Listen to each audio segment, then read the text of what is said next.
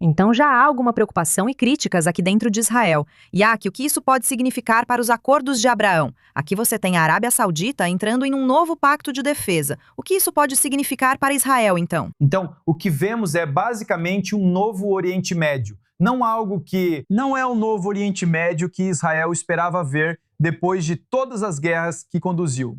E o que vemos é uma composição responde às preocupações dos Estados Unidos, porque os Estados Unidos não conseguiram proteger a Arábia Saudita.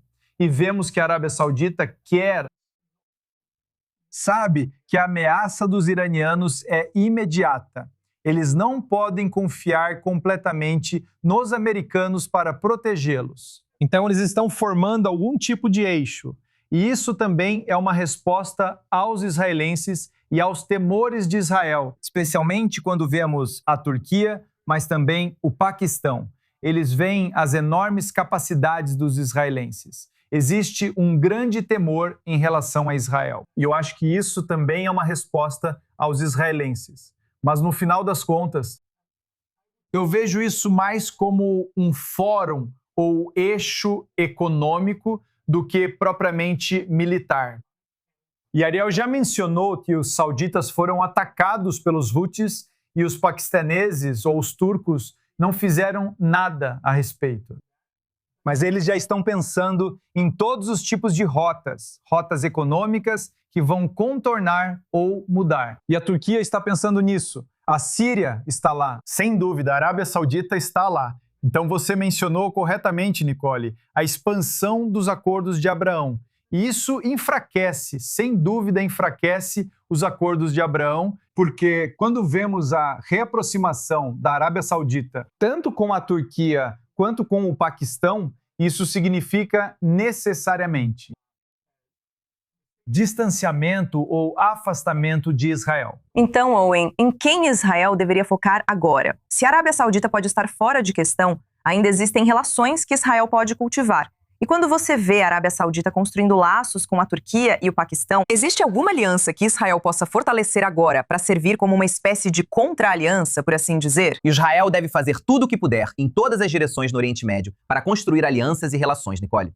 Essa tem sido a resposta desde a fundação do Estado de Israel e continua sendo a resposta hoje. Onde quer que haja uma porta entreaberta, Israel deve bater nessa porta, estender a mão e tentar construir relacionamentos. Os Emirados Árabes Unidos e o Bahrein são exemplos óbvios de sucesso. E vimos que realmente passaram no teste do tempo, inclusive e especialmente durante a guerra do Iraque. Quanto a isso, veja, há ecos óbvios, são para ser ecos da OTAN, na declaração e na formulação de que um ataque a um é um ataque a todos. Mas veja as diferenças. A OTAN foi criada em 1947, após a Segunda Guerra Mundial, com um país muito poderoso, uma superpotência emergente, os Estados Unidos, e uma Europa que estava essencialmente destruída. Não havia desconfianças. E, ao longo dos 80 anos de história da OTAN, geralmente não houve situações em que diferentes países tivessem interesses fundamentalmente diferentes, certo? Em seu campo de operações, e é por isso que a OTAN é uma aliança. Novamente, ao longo da história da OTAN, podemos ver problemas aqui e ali, e certamente nos últimos anos. Mas ao longo de sua história, ela funcionou, operou e foi bem sucedida. Aqui você tem 3 países com 3 conjuntos de ambições muito diferentes, especialmente a Arábia Saudita e a Turquia.